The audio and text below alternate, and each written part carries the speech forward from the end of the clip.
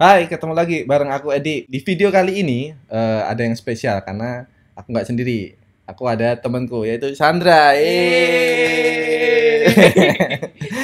Halo San, gimana kabar? Halo, baik. Kamu gimana kabar? Ya, gini lah ya, menggemukkan badan di kala pandemik. Jadi Sama-sama. Sandra ini adalah seniorku. Enggak lah. Seniorku Beda no. dikit. Ya Doang. tetap aja seniorku. Jadi aku tuh dulu waktu pertama kali ke Jakarta, aku tuh ngasistenin Sandra itu selama kurang lebih 6 bulan ya, San. Ya, 6-7 bulan ya sebelum kamu cabut jadi freelancer ya. 2 bulan kemudian melahirkan. Iya. Lu anakmu nyandi. Jadi dulu aku ngasistenin Sandra itu ya kurang lebih 6 sampai 7 bulan untuk bisa megang layout atau kayak iklan sendiri ya waktu itu. Karena Ngerti aku aja. nggak dipercaya sama Pak E waktu itu. Gagal. Kamu dipercaya banget Sekali. loh. Enggak cuma sekali. Arsi Oh, lagi. tapi bikin art-artnya. Waktu itu sebenarnya aku kan datang udah ini ya, San. Udah punya bekal gitu. Mm-mm. Photoshop. Mm. Tapi ternyata waktu masuk ke industri Beda. gak kepake. Semuanya Dan itu. harus mulai dari nol lagi gitu loh. Basic, bener-bener basic kan. Lah, kalau kamu dulu masuk industri ini, Aku dulu karena kuliah di kafe, oh iya. ada basic itu tapi agak nggak kepake sama. Agak nggak kepake juga. Kepakainya baru pas magang. Oh, waktu magang ya. Jadi sebenarnya teori di kuliah nggak Teori. terlalu terpakai ya. Itu kayak cuman lembaran tipis. Jadi lebih penting itu sebenarnya kayak praktek, kayak Iya. melihat yang kayak apa kerjaan beneran gitu ya. Terus kamu berarti ke Jakarta tahun berapa sih? 2000 Magangnya atau kerja kerja benerannya tuh tahun 2012 kali ya. 2012. Itu langsung ngedik ya? Retouch. Retouch kayak katalog gitu loh. Oh. Habis itu baru kayak 2 tahun kemudian atau 1,5 tahun kemudian gitu ya. Baru ke komersial. Nah, Jadi kalau ngomongin basic Photoshop waktu itu ya, kan aku dari nol lagi kan waktu itu waktu ngasisten kamu. Kamu masih ingat nggak kerjaanku tuh apa waktu itu? cropping. Iya, cropping kan. Karena cropping adalah dasar dari segala. Iya, bener. Kalau aku sih juga setuju kalau cropping itu emang kayak ya melatih kesabaran sih, beneran kesabaran dan sebagainya gitu. Itu 7 bulan loh aku cropping, San. Ya tapi abis itu jago kan? Ya nggak langsung jago sih.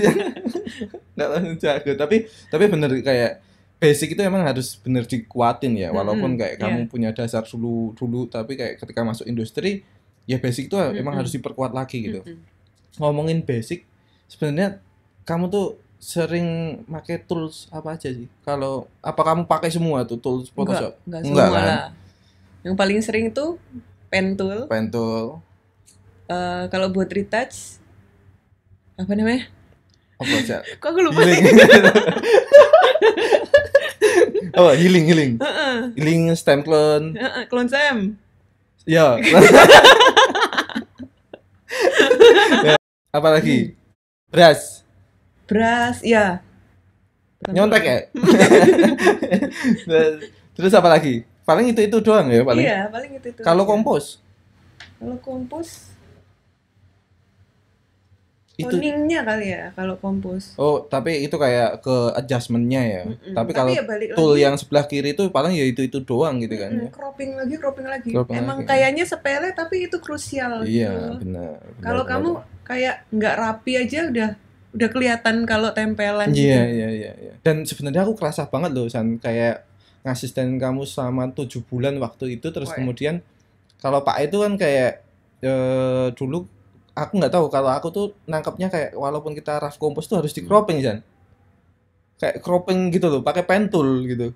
Aku tuh kebiasaan loh, San. Ya, buat latihan bagus. Iya, jadi kan dulu emang digembleng kayak gitu kan. Jadi sampai sekarang kalau aku rough compose itu pakai pen tool. Kadang tuh kayak oh itu kelamaan gitu. Iya, tapi tak buktiin. Gaya. Hasilnya apa? Ya sama aja. Jadi itu kebiasaan sebenarnya, berarti tulis itu soal kebiasaan ya. Kayak kamu makainya makainya yang mana gitu. Karena sebenarnya cropping juga nggak pakai pen tool doang, sebenarnya pakai lasso dan sebagainya. Banyak sebenarnya. Banyak jalan menuju cropping. Nah, sebelum kita masuk ke Photoshop nih sebenarnya, kan kalau fotografer motret itu biasanya kan ada format RAW, terus ada format JPEG, ada TIFF gitu kan. Kalau kamu pribadi nih sebagai DIY artis yang udah berpuluh-puluh tahun belum lahir.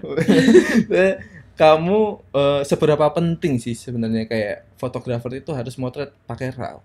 Penting banget karena misal kayak warna semuanya tuh kalau di RAW itu kerekam gitu. Jadi kayak itu masih kayak kita bisa otak-atik gitu ya. Kalau JPEG itu berarti kayak JPEG lebih terbatas. Mati ya. Kayak udah hasil jadi gitu ya. Kayak bener. warnanya udah mati Misal gitu. kalau fotografer motonya terlalu agak gelap gitu, kita masih bisa adjust lagi kalau di RAW.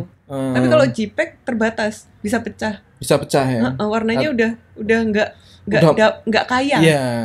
Jadi kayak kalau mungkin dulu itu klise kali ya. Sebelum dicuci kali ya. Nah, kita tukang cucinya. Tukang cucinya. Nah, tapi kamu berarti kalau fotografer ini kan ngasih RAW ke kamu kan.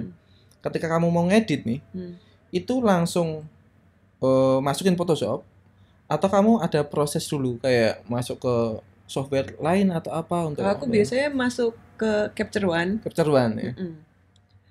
Pakai Photoshop bisa sih langsung Photoshop gitu. Cuman kebiasaannya di Capture One karena kebiasaan tuh kebanyakan fotografer komersial juga motret pakai aplikasi itu ya, Capture One itu ya. Benar. Aku tuh juga sih sebenarnya. Kadang sama dong. Ya kayaknya gara-gara karena aku ngasisten kamu. Tapi ya Capture One. Nah, tapi aku akhir-akhir ini tuh belajar Lightroom. Iya. Lightroom juga bagus kok. Kamu tapi pakai Lightroom untuk proses? Enggak terlalu. Nah, aku juga. Sama lagi gitu. Berarti ya kan aku muridmu. Jadi kalau sekarang aku lagi belajar Lightroom gitu.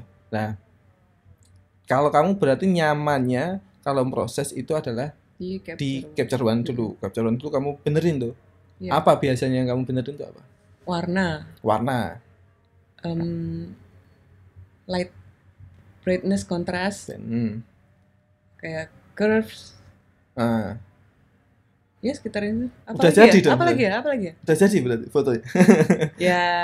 Hampir masih ya, banyak yang harus dibenerin. Masih banyak ya. Jangan khawatir ya. Jangan khawatir. Kita nggak ada di sini. Oke, berarti kayak bener-bener sepenting itu sebenarnya untuk maksudnya kayak nggak bener-bener mentah dari foto langsung kita masukin Photoshop sebenarnya ya, tapi ada proses kayak untuk memudahkan kita kali ya mencari warnanya dan sebagainya gitu. Tapi kamu juga sering pakai kamera RAW? Pakai dong.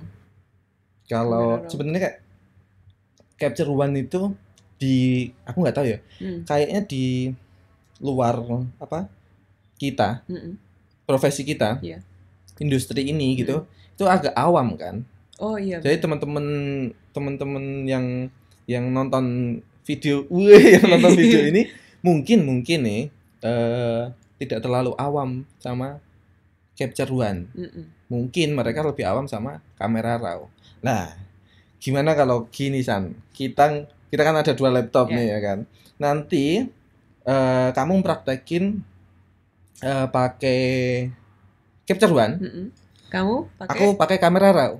Kita lihat ya. Kita lihat, maksudnya kayak apa sih perbedaannya atau toolnya di dalamnya gitu. Oke.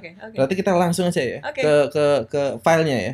Oke. Yuk. Nah, ini sekarang kita berada di Capture One. Capture One. Jadi tampilannya tuh kayak gini ya. Menunya banyak banget ya San ya.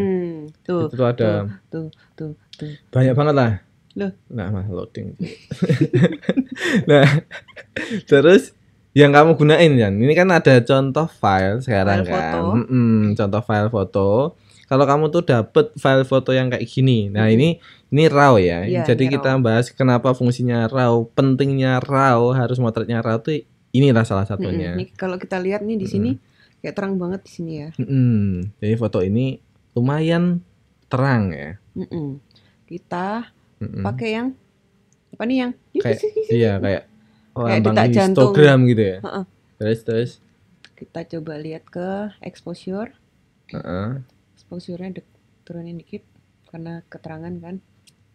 Oke, exposure itu berarti untuk mengurangi tingkat keseluruhannya San ya. Keseluruhan foto ya. Keseluruhan foto. Terus kalau digeser kiri makin gelap, geser kanan makin terang. Jadi kalau seumpamanya ini dapat file yang lebih atau lebih gelap gitu, berarti kita bisa geser di exposure itu ke kanan ya. Geserin ke kanan jadi terang. Karena ini tadi kasusnya adalah terlalu terang, kita geser ke kiri untuk menetralkan ya sebenarnya. Menetralkan biar nggak terlalu terang. Oke, terus lalu kontras ini jadi kalau yang gelap makin gelap, yang terang makin terang gitu nggak? Jadi kalau ditarik ke kanan, nah tuh, itu kayak jadi yang gelap makin gelap, yang terang ya makin terang. Namanya juga kontras ya. Jadi kayak perbedaannya tuh jadi kelihatan banget gitu. Iya, kalau di sebaliknya itu lebih less jadi kayak lebih samar gitu kontrasnya. Less privat apa?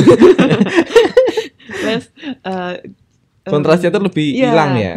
Jadi yang gelap ikutan terang, yang terang ikutan tone down jadi lebih gelap. Jadi kayak rata gitu ya. Bisa lihat bedanya kan. Nah, kalau kamu biasanya lebih cenderung kemana? Ke yang kontras atau ke yang tidak kontras? Tergantung foto sebenarnya. Kalau yang kayak gini? Kalau ini aku lebih suka agak kontras sih. Agak kontras ya. Kalau kamu gimana? Kalau aku sih ngelihatnya ya, karena kayaknya konsepnya emang kayak iya kayak kulitnya kan itu kalau dilihat kan kayak glowing gitu, ada glowingnya gitu ya. Karena dia punya ini apa nih namanya? Aku lali ya, ya nanti ya pokoknya ini kondisi kulit yang kayak gini. Menurutku sih bagus buat untuk makin ditonjolkan. Iya benar. Kalau ini kan masih agak nyaru nih. Warnanya. Makanya itu tadi tambah di ini ya dikurangin gelapnya ya. Karena kalau itu terang banget nanti nyaru. Warna putih sama yang di sini. Highlightnya. Lalu terus kontras udah, exposure udah, terus brightness, kita ke brightness. Kita lihat di sini. Aku mau turunin brightness-nya. Itu berarti kalau brightness itu di area terang tok ya. Area terang doang yang semua sih. Semua ya. Nih. Oh iya ya, semua. Ya kan? Kalau exposure itu lebih ke kayak kok F apa kayak ya digedein stop ya. Kalau di kamera kayak stop naik gitu. Berapa stop turun berapa stop itu exposure. Bedanya apa sama brightness nih? Ya kalau brightness itu kayak kecerahannya yang ditambah. Jadi kecerahan. Kecerahan keseluruhan itu ditambah gitu. Terus kita ke saturasi. Saturation. Nah ini perlu nggak kamu otak-atik? Perlu dong. Oh gitu. Kalau saturasi ini fungsinya? Saturasi itu bahasa Indonesianya apa ya? Menambah saturasi warna di foto. Kita lihat perbedaannya langsung aja. Oke. Kalau kita tarik ke kiri. Ke belakang. Gimana? Tarik ke belakang. Kalau kita tarik ke kiri, dia kalau mentok itu jadi BW, jadi hitam putih. Warna-warnanya hilang. Tapi kalau kita tarik ke kanan, dia warna merah gitu ya. Misal coba kita ambil contoh warna biru ini. Makin ini ditarik ke kanan, birunya akan semakin biru gonjreng gitu loh. Oh iya. Tuh kan, jreng. Warnanya tuh lebih nyolok gitu ya. Medok. Nah, tapi berarti saturasi di sini yang di pengaturan ini overall ya. Kan ada yang channel per channel kan. Nah, kalau ini yang overall kan. Ini overall. Berarti kamu overallnya saturasinya kamu turunin atau kamu tambahin? Bisa diturunin, bisa ditambahin. Itu sebenarnya tergantung selera ya. Ya, tergantung selera. Yang di sini aku mau turunin dikit. Tuh. Cukup lah ya. Nggak usah banyak. Kebanyakan ntar jadi hitam putih. Nah, kayak disesuaikan aja seleranya ya Sanya. Oke. Mana tadi? Berarti exposure udah, kontras udah, brightness udah, saturasi udah.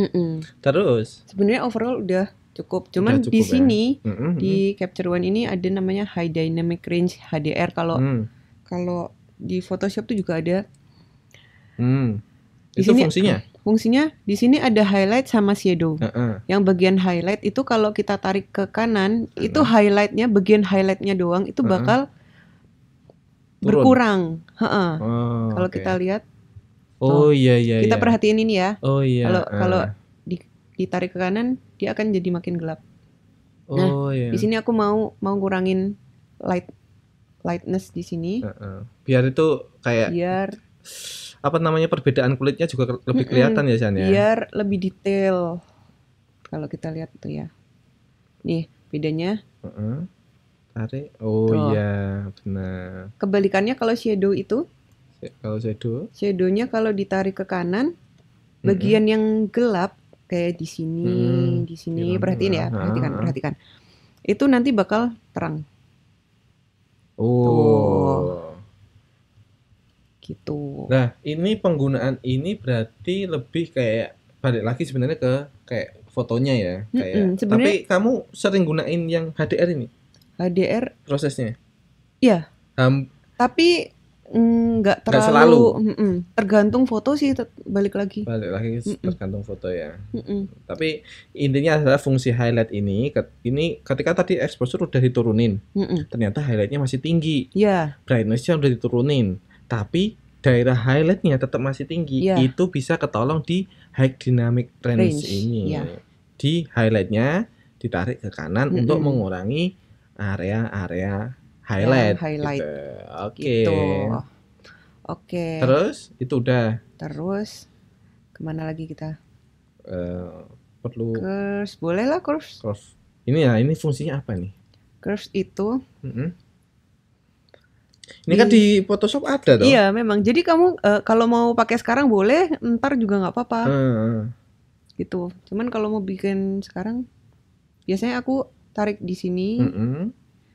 Sama di sini. Jadi ini buat nambah kontras. Tambahan kontras. Kalau yang di bagian kiri ini buat gelapnya, kalau turun. Kalau yang di bagian sininya kalau ditarik buat bagian terangnya. Highlightnya ya. Gitu. Kalau udah kayak gini San, udah. Kalau untuk proses awal ya, raw ya.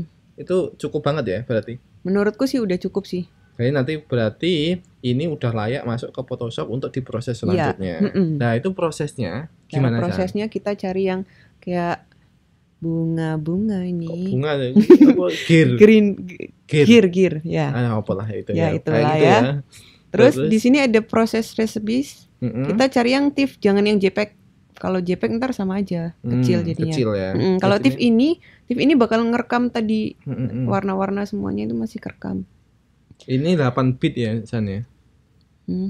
Yang ini TIFF ini 8 bit ya. Ya, betul. Kenapa 8 bit? Karena biar nggak terlalu berat kali ya. Kalau 16 ya nggak apa-apa sih kalau kuat komputernya. Berat banget sih soalnya gitu. Kita nyaranin 8 bit. Terus ini kita ganti ICC profilnya tuh sRGB.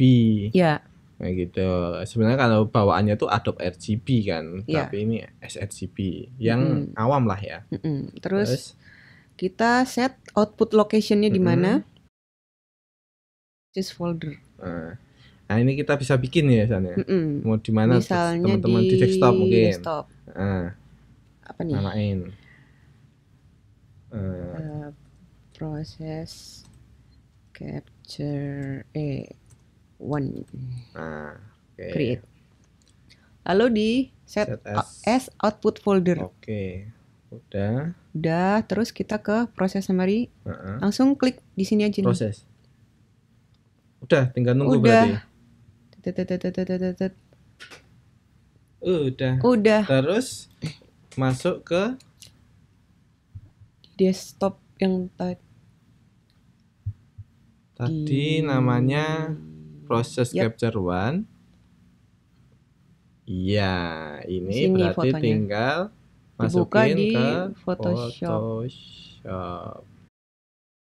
Nah, udah. Di sini kita udah siap buat edit di Photoshop. Kayak ngerapiin gitu-gitu ya. Ngerapiin, bersih-bersih. Oke, sekarang kita lihat yang proses dari kamera RAW ya. Jadi nggak menggunakan tambahan aplikasi software apapun, tapi bawaannya Photoshop.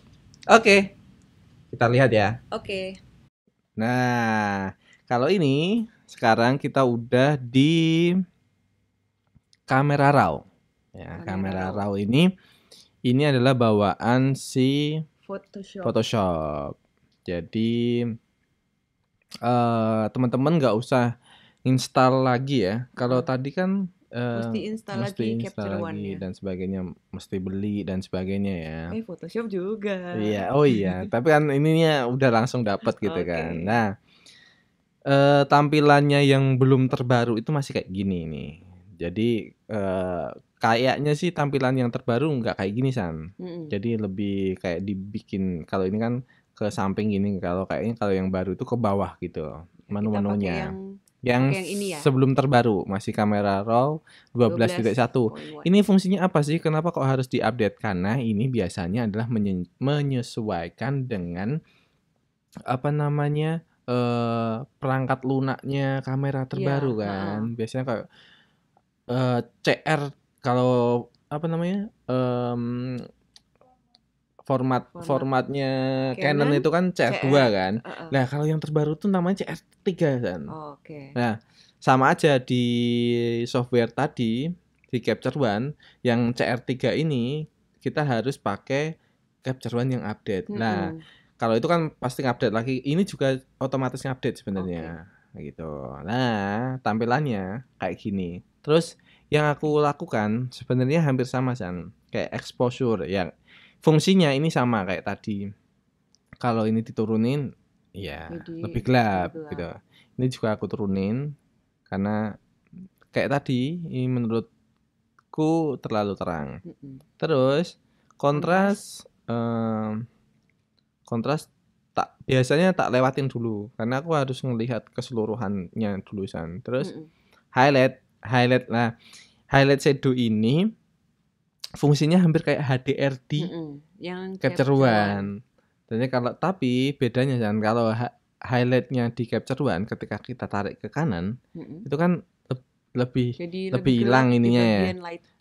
Kalau ini kebalikan. Kalau kita tarik ke kiri, nah ini lebih gelapnya ditarik ke kiri. Di area highlight itu lebih gelap kalau ini kita tarik ke kiri. Shadownya ini sama, kalau kita tarik ke kanan dia juga akan nambah terang di shadownya. Ini aku tambahin segini. Nah, ini ada white, ada black. Iya, bedanya sama yang di Capture One nggak ada ya? Nggak ada tadi kayak. Tapi mungkin terpisah kali ya, karena menunya banyak banget kan. Cuman kita tadi pakai yang gunain yang basic banget ya. Ini fungsinya hampir kayak highlight, tapi kalau menurutku ini kayak keseluruhan gitu loh yang San, kayak midtone-nya pun diangkat kalau white tuh. Tapi kalau highlight tadi kan cuma highlightnya, black pun kayak gitu. Nah, paling aku nambahin kayak gini dikit. Terus biasanya aku main ke sini. Apa tuh? Adjustment. Nah, keunggulan, kalau menurutku keunggulannya itu di sini tuh ada warna orange yang udah dipisah tuh San. Iya. Kalau tadi kan saturasi yang basicnya di Capture One itu kan keseluruhan. Kalau ini tuh udah dipisah gitu loh. Terus ini ada warna orange. Orange buat apa tuh? Ini biasanya kalau warna kulit manusia itu campuran merah sama kuning, jadi orange kan. Nah, ini orange ini ketika kita udah masuk Photoshop, ini nggak ada loh. Feature orange ini kan nggak ada loh. Berarti cuma ada di kamera. Jadi muncul di kamera RAW-nya, terus kalau udah masuk Photoshop kita main ke selective color gitu, ini nggak ada. Orange ya. Orange itu nggak ada. Yang ada cuma merah sama kuning gitu. Nah, kita tinggal ngerubah di orange ini. Nah, ini. Nah, kalau ini kita mainnya di orange doang, berarti yang background biru itu nggak terpengaruh. Jadi kita cuma nih atau gini. Cuman yang terkena warna orange. Orange yang atau yang semuanya kita mau yang backgroundnya kita ambil yang blue. Ya. Berarti yang berpengaruh yang ada unsur warna birunya. Ini aku coba tak turunin. Terus ini juga bisa dirubah San. Jadi kalau hue ini merubah warna. Dari contohnya orange gitu. kita tarik, woi, iso dadi. Dan itu mempengaruhi yang di warna orange doang. Balik lagi kayak gitu. Soalnya kayak biru ya kayak gini. Nah, agak kayaknya hijau lucu sih. Agak lucu. Nah, gini ya. Terus ini luminance ini luminance itu kalau brightness kecerahan, kalau luminance itu kecemerlangan kali. Apalah pokoknya luminance ini tuh memutihkan gitu loh, San. Kayak kulitnya tuh jadi kayak, kalau bahasa Jawanya jebleh gitu. Yang bahasa Indonesianya aku nggak tahu, pokoknya jadi putih gini loh. Gitu, tapi aku nggak mau mutihin karena kalau menurutku kulitnya bagusan. Tuh, jadi kayak biar kayak gitu aja. Nah, kalau menurutku udah. Nah, di sini kalau bawaannya biasanya juga Adobe. Ini kalau mau kerubah, ini tinggal kita klik. Ini kita rubah. Banyak pilihannya. Kalau aku sih pakai sRGB. Terus ini udah, ini 300. Ini juga 8 bit, bukan 16. Kalau udah tinggal open image. Oh ya, ada satu lagi. Ini kalau mau ini bisa dibikin open smart object. Kalau ini kita centang, ini ketika kita udah masuk ke Photoshop, terus kita ada, kok kayaknya semuanya kayak gini ya, San ya. Kita masuk. Terus kok menurutku yang tadi ada kurang, tambahin gitu. Tinggal double klik. Kita udah masuk ke sini lagi. Kita bisa otak-atik. Bisa di settingan kita ya. Wah, tak tambahin kuning. Tapi kalau tadi langsung open, kalau ini tidak dicentang, ini kalau ini tidak dicentang, ini nanti tuh nggak akan ada menu seperti ini, San. Gitu. Jadi ini ya udah gitu aja. Tapi masalahnya jangan khawatir, di Photoshop yang udah baru-baru ini, soalnya ini kita hilangin ya smart object-nya. Ini kan kita double klik nggak muncul ke itu tadi kan. Nah, ini ada di filter, terus convert, bukan camera raw filter. Nih. Nah, tapi masalahnya settingan ini, settingan ini tidak menyimpan. Kalau yang ini kan disimpan kan tuh settingannya gitu. Dan ini settingan ini bisa di-load loh. Ini kan nanti dia nge-save XMP kan berarti. Jadi kalau kita udah ngotak-atik di sini, otomatis di sini tuh ada XMP nih. File XMP ini bisa kita load gitu. Jadi semuanya ini. Load itu buat apa tuh? Semuanya gini kan. Ini file yang hampir sama gitu. Iya, file yang sama sebenarnya ini. Maksudnya kayak filenya, pilihannya nggak cuma satu gitu. Iya kan. Ini kita reset dulu. Semua kita reset. Biasanya kalau photoshoot kan dengan lighting yang sama, tapi pose-nya beda-beda gitu kan. Terus kita udah ngatur yang satu tadi itu. Terus ini ada pilihan yang lain. Sama, toningnya yang sama yang kayak udah kita atur, bisa di-load, jadi kita nggak usah ngatur satu-satu. Bener, caranya klik bagian kanan ini, terus load setting, terus kita ke folder yang dimana kita tadi nyimpen filenya. Nih. Ini namanya sesuai dengan nomor dan image. Nama itu yang udah kita edit tadi. Terus kita klik, terus load. Luar biasa. Nah, ini tadi kalau ini nggak dicentang, open image. Ini nggak ada. Kalau double klik, ya malah jadi kayak gini gitu. Kayak gitu ya perbedaannya.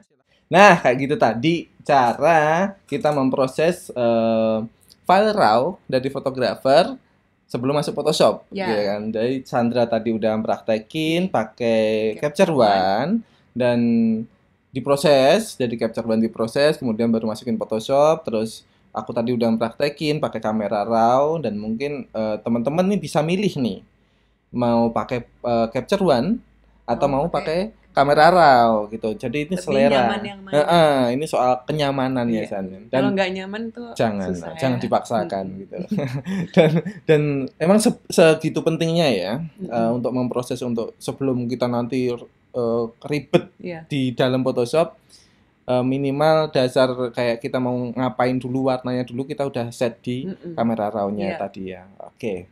Terus kalau teman-teman merasa video ini berguna, silahkan share ke teman-teman kalian sebanyak-banyaknya karena berbagi itu indah. Dan sampai ketemu di video selanjutnya. Dadah.